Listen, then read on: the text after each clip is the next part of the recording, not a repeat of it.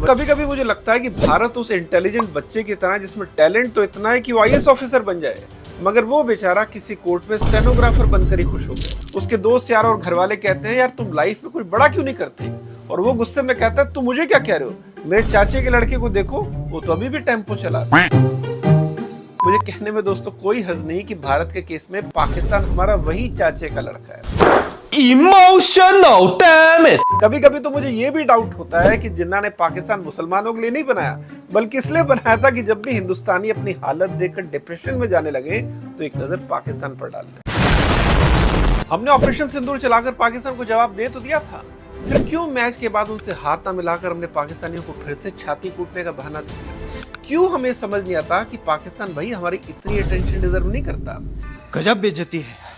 हमारे स्टेनोग्राफर बच्चे को कब ये बात समझ में आएगी कि उसका जन्म कैबिनेट सेक्रेटरी बनने के लिए हुआ है और वो बेचारा अपनी सोसाइटी में व्हाट्सएप ग्रुप का एडमिन बनने के लिए बाबाओं से झाड़े लगवा रहा है? यही नहीं, अभी और सुनिए। इसलिए मुझे समझ नहीं आता कि हम अपने आप को विश्वगुरु मानते हैं या किसी मोहल्ले की जागरण कमेटी का प्रेसिडेंट मानते हैं। मतलब सोचना तो हमें ये चाहिए था कि यार चीन कहां से कहां निकल गया, और हम इस बात पे खुश हो रहे हैं कि शहबाज शरीफ आज भी अपनी बकरियों के लिए दुबई के शेखों से डायपर उधार मांग रहा है। देखिए, एक तरफ हम अपने आप को दुनिया का सबसे बड़ा लोकतंत्र मानकर खुश होते हैं और दूसरी तरफ इस बात पे भी खुश हो रहे हैं कि देखो नेपाल और बांग्लादेश में तो सत्ता परिवर्तन हो गया, पाकिस्तान में भी हो जाता है, लेकिन हम पर कोई आँच नहीं। यार हम बांग्लादेश, नेपाल और पाकिस्तान से अपनी तुलना कर रहे हैं।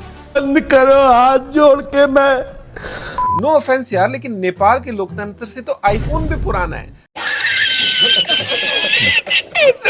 आईफोन आया था 2007 में और नेपाल का अब का लोकतंत्र आया 2008 में। बांग्लादेश और पाकिस्तान में तो उनकी आजादी के बाद कभी लोकतंत्र रहा नहीं। गजब बेइज्जती है। एक तरफ तुम वर्ल्ड लीडर बनने की तैयारी कर रहे हैं, दूसरी तरफ हम आखिरी बेंच पर बैठने वाले उस नशेड़ी बच्चे से अपने आप को कंपेयर करके खुश होते हैं जो लोहे के गटर के ढक्कन बेचकर गांजा पीता है।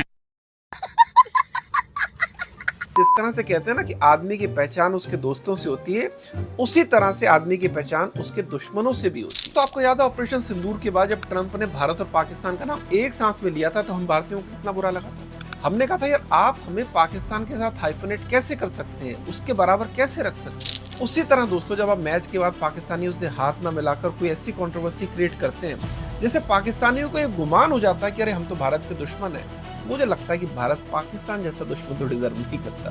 वैसे भी ऐसे आदमी को क्या मुंह लगाना जिसके पास टूथब्रश खरीदने के पैसे नहीं, उसने तो बस एक सांस छोड़नी है, फिर आपकी आत्मा फौरन आपका शरीर छोड़कर चली जाएगी।